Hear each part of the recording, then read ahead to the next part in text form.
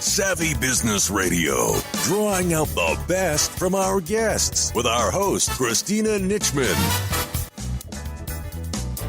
Our guest today is Dr. David Clive Price, the creator of Master Key System coaching programs and Bamboo Strong programs. His focus is developing and helping business develop their cultural intelligence. Find out more about David at davidcliveprice.com. Hi, David. Welcome to Savvy Business Radio. How are you today? I'm great. Thank you very much. We're very blessed to have you here today. You are going to fill our audience in as the world becomes smaller and smaller. You know, we're all the cultures around the world are melding and working together in businesses. And as our show really deals with businesses of all sorts, from very small launch businesses all the way up to multi-billion-dollar companies, it's better to get a handle on how to work with all different cultures and understandings. And you've worked a lot with the Far East and, countries like China and Korea and Japan, and business owners listening in can get a understanding of how to work with cultures of different understanding and different cultures. And you're going to share your expertise on that subject today. But before we go to share all of that, including your latest books, give the audience a little brief history of your background as a business owner and what brought you to where you are today as a coach. Okay, well, I think the first thing was that I started off after my PhD at Cambridge. I went over to Italy to do a post-PhD research in Renaissance history. Mm-hmm. And I did a year of that or so, and I thought, wow, academic life is coming to its end now. I don't think I'm going to be an academic all my life, but hey, I want to find out more about Italian culture. I want to find out more about Italian life. So together with my first partner, we bought a little farmhouse in Tuscany, and I wrote my first 2 books there. Wow. I cultivated wine and olives, became a wine and olive farmer. Rather than a doctorate at a university. So that was my first voyage into other cultures. I loved it so much then that I explored parts of Europe, Switzerland, etc. I lived in Switzerland for a while. I lived in Italy for 7 years altogether. And then I moved over into Asia, and first of all to Japan, and then which I found a little bit difficult. And then with my desire for new languages, new cultures, new experiences, I landed in Hong Kong, where after 2 or 3 years, I became the chief speechwriter for a big multinational bank called HSBC, financial organization, for the handover of Hong Kong to China. And after 2 or 3 years, I set up my own company in Asia, and then it took my business advising companies into different Asian countries, wrote some books about them too, Japan, Korea, Thailand, Philippines, etc. And then little by little, I brought all these strands together with experiences in different countries and cultures into a coaching practice, which is to help businesses, leaders, managers to explore other cultures, to work together with people with many different backgrounds, and not only to work together with them going into new markets and cultures, but also to work together with people of many different backgrounds and ethnicities, etc., and nationalities in your own workplace, because after all, now we're living, and this is the title of my new book, we're living in the Age of Pluralism. Absolutely. Well, it sounds to me that if you had just stayed in the 4 walls of a university, it wouldn't have been much suited to you. It seems like you like to get out and about and experience for yourself these different cultures. You've been all over the world, all over Europe and Asia, and experienced so many cultures. The States, yes, and the States. And the States. Is there a commonality that you found with all the cultures that you've lived with that connect them all? Connecting them all in a sense of wanting to explore them, yes. The technique that I teach and that I coach is very much to do with the first step is to say yes. Is to say yes and to explore. And this is a big decision sometimes with people that, we like to stick together with our own people that we're familiar with, right? Well, Yes. in foreign countries, that's not such a great idea. You want to get yourself out there, adopted,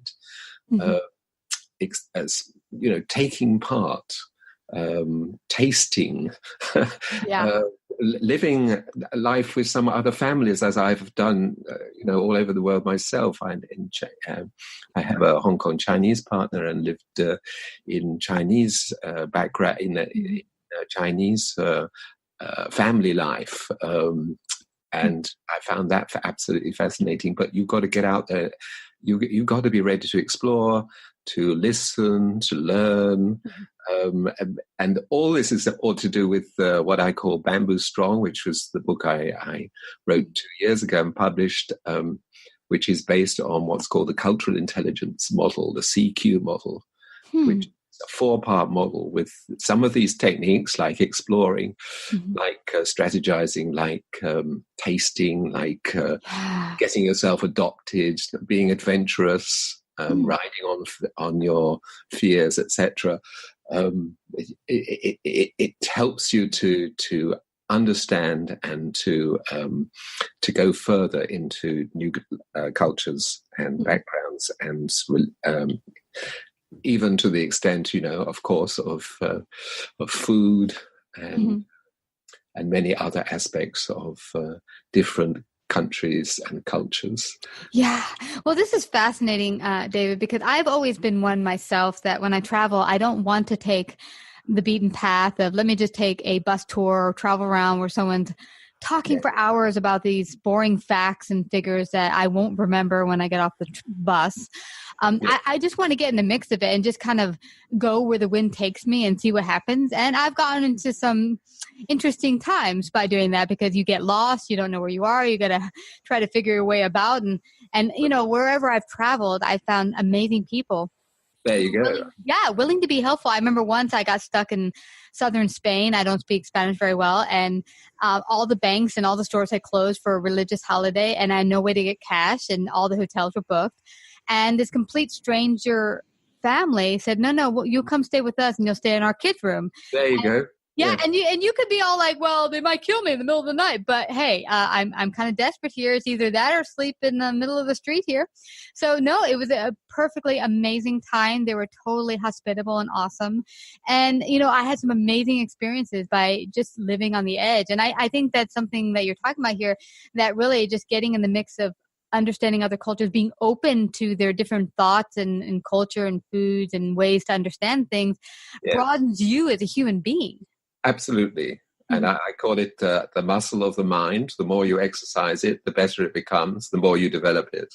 Yeah. And this is not only great for our lives, for our personal lives, for our personal development, but it's great for business too.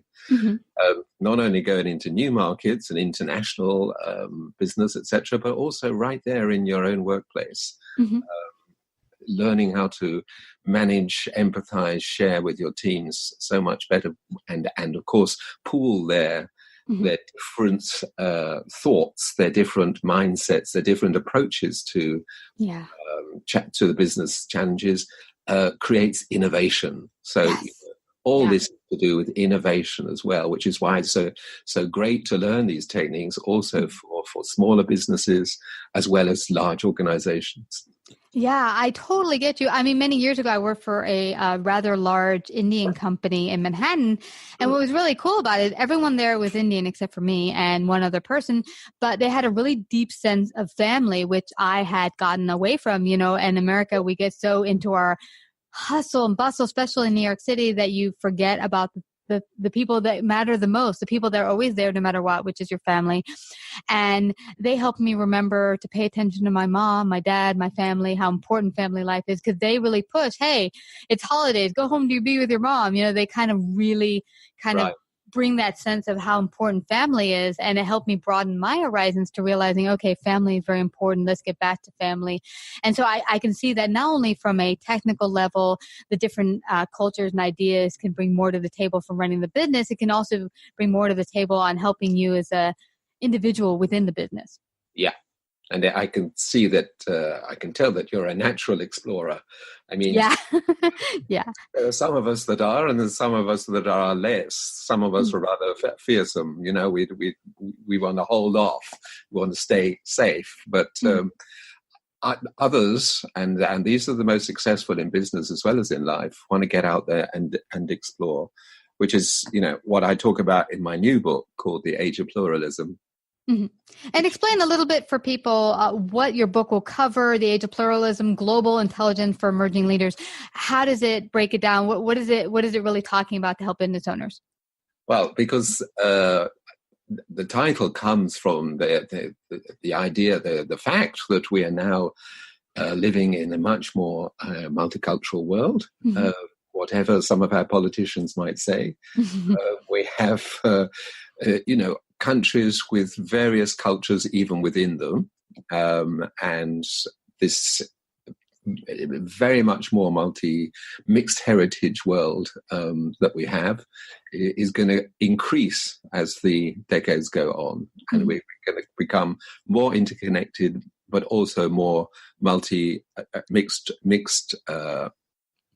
heritage, multiracial, etc. So that's what I explore in this book, The Age of Pluralism, and it's particularly true that for the younger leaders, we're not actually they're even though they're highly connected these days and super connected, and many of them are indeed third culture kids. They come from a mixed heritage marriage, maybe, or grandparents or whatever.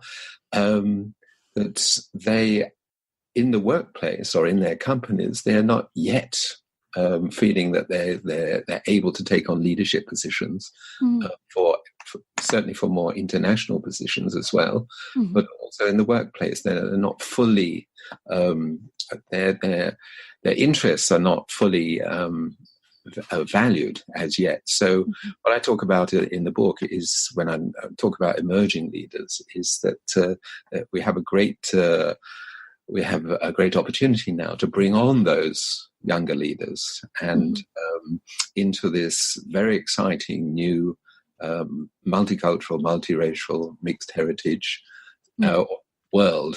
And many of them indeed are in what are called third culture kids now. You know, children of mixed marriages all over. We have, I think, the highest proportion is in the UK right now, but it's growing in other countries too.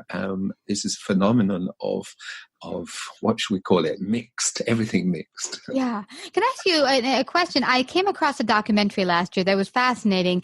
It was the tech explosion in India, and how so many Indians are now able to go out and get jobs that get them out of the slums, and able to, you know, be in call centers and tech jobs where they're able to make, for the first time ever, you know, somewhat good money where they can feed their family and have better living conditions. But the conundrum was a lot of the women were taking jobs, and now we're not in the house to serve as the usual cultural norm of being the mom and the caretaker of the home. And it was causing some tension between the culture. And so I'm curious, with the mixing of cultures and you know, now this kind of new kids coming into mixed cultures, will it kind of contaminate the original culture, like the Indian culture is now like mixed with Western culture? Will we one day kind of lose the originalness of each of the cultures having their own uniqueness? You might think that was the direction, but I think it's very much not. If you go, for example, into China these days, where the younger people are extremely kind of tech savvy, etc., you'll still find that that many of the traditional norms still hold, and respect for the family being one of them, and reaching consensus in the workplace is another one, and there are many others from these old Confucian kind of beliefs. So what you have is this very interesting, again, mix, like you're describing in India, where there's a there's a very strong modern trend and lifestyle, but at the same time, they're not losing some of those. We have it here, for example, in the UK, where we have many different people of many different backgrounds. And when they come on for a show like MasterChef we have here, which is a program of cuisine, right? It's a competition, and people of various different backgrounds come on. And although some of them, almost all of them, do some great English style cooking or Scottish style or Irish style cooking, at the same time, in comes their traditional Indian, Chinese, or whatever it is, style of making of food, and what their mother made and what their grandmother made. So they bring, a wonderful fusion. There we are. It's all fusion, and which makes it very exciting. So it makes it all brand new. I think what was probably difficult for some of these families I saw in this documentary is that the older generations were like, whoa, things are different. And just like you said, there's some people that are not as adventurous and wanting to try new things or be on the edge. There are probably some older generational folks who are just like, hey, wait, this is different. I don't like this. But it sounds like what you're saying is things are just evolving and changing to something new entity, new way of being. Yes, you've got it. That's a nice way of putting it. Yeah. Now tell me, what is Bamboo Strong? You have Bamboo Strong programs, and you've helped businesses build cultural intelligence. Explain that book and your programs in that area. Yeah, well, I mean, it's based on the CQ model, which I mentioned earlier, a cultural intelligence model, which was developed in the States over 20, 30 years. Highly scientific research, etc., etc. And there's 4 parts of this CQ model, which is made up of drive, gaining knowledge, CQ knowledge, strategy, learning how to apply that knowledge, and CQ action, transformation, bringing the knowledge into everything that you do. And this model is a model of bamboo. It's the way I talk about it in my book. It's based on flexibility of the mind, of empathy, of learning, agility, if you like. And there we are. The agility, bamboo. They're both related, right? So I took the image of the bamboo from my farm, actually, in Italy. I used to cut down the bamboo myself and see how it grew, etc. Bamboo is strong, but at the same time, it's enormously flexible. And these, I think, are the main qualities that we have to, develop in our leaders and managers, in our workplaces now, and our teams. This mental and emotional agility, which is the future. Whatever our politicians might say. Yeah. So how do business owners who think, hey, we're pretty darn groovy here, we are open, and how do they begin to get a handle? Are you really as open as you think you are in understanding different cultures and letting them express themselves? How does a business begin to, really take a pulse on where they are as far as being as open to different cultural ideas and the such? And intergenerational and interpersonal differences, etc. How do they get a hold on that? Well, we use a program that is called DISC, which is a global version of that. So it's called Global DISC, and this is a behavioral assessment and behavioral method to gauge your capacity for working together well with different backgrounds and and with differences. So we use this. It produces a 40-page report. It allows for a lot of self-assessment as well, and it can be rolled out in teams. So together with the CQ model, the Bamboo Strong coaching, global coaching. We work with teams with the Global DISC. Yeah. So this is great. Yeah, I love that you're mentioning David, because it's interesting. I've walked into businesses and I'll talk to the manager, CEO, top officers, and they'll say, "Oh yeah, we're totally open. Everyone has a say here. Yeah, we're a very open team." And when you really look at it, it's really run like a dictatorship. It's really not. They'll tell their employees, "Oh, you all have a voice," but then when I talk to the employees, they say, "Well, I don't really feel comfortable speaking up and fear of losing my job and saying the truth of what's going down, or sometimes there might even be issues that are generally hurting the business, but they're afraid to speak up and say anything about it. Yeah. So I think the first approach to this, to really starting to grow your business and be integrated and bring everyone in where they can be their best, is to really be open. And hopefully anyone listening in who feels like, hey, I'm not doing as well as we could do, be open and okay to criticism and seeing what could be better or run even better in my culture and in my business. Yeah, get yourself skilled in this, because it is a skill and it is a method that you can develop. I mean, you mentioned aspects of it because you went out into these different countries and got yourself adopted or living together with different people, etc., etc. But it's a muscle of the mind, and it's a mindset, what we call global mindset. And even those companies that thinks they're terrific on diversity, etc., may not be as terrific as you say. In practice. So it's something that you need to approach just as you would approach a different, a business process. It's something that you can get skilled in. And we could all be better at what we do. And, you think, I do everything fabulously, but we could always learn to be better at our business, better as people.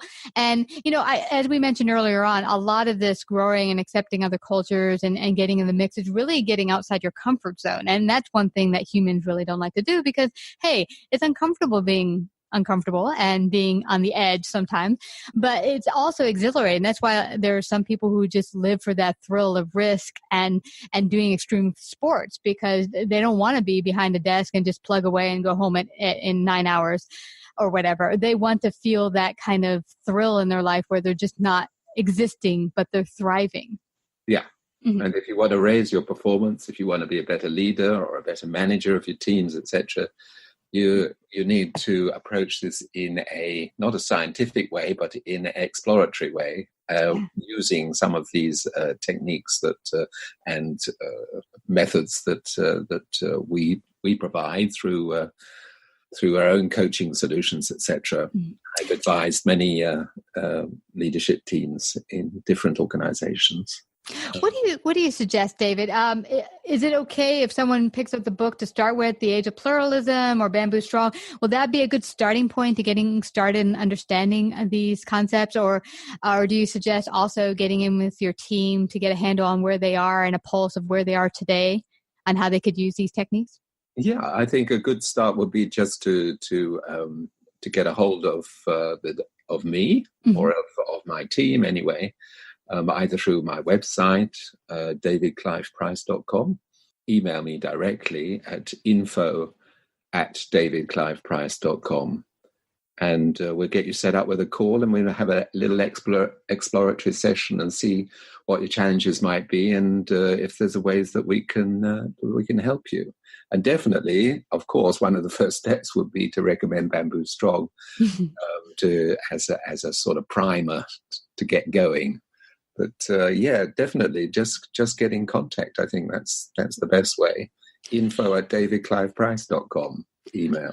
Wonderful. And does Bamboo Strong have exercises that they can incorporate between all of their teams and kind of, Oh, great. That's awesome. So everyone listening in, if you feel you want to grow even further as a business and bring that strength of everyone bringing their best to the table, go today and get Bamboo Strong and The Age of Pluralism. Contact davidcliveprice.com and find out more. And David, I have to thank you for sharing your great brilliance and wisdom today on Savvy Business Radio. Thank you. It really has been a pleasure. Thank you for having me. You betcha. Savvy Business Radio broadcasts worldwide via a large podcast network, celebrating business owners, entrepreneurs, influencers, and successful individuals. Find out about our paid sponsorship opportunities or how to become a guest. Call 732-474-7375 or email Christina@savvybusinessradio.com.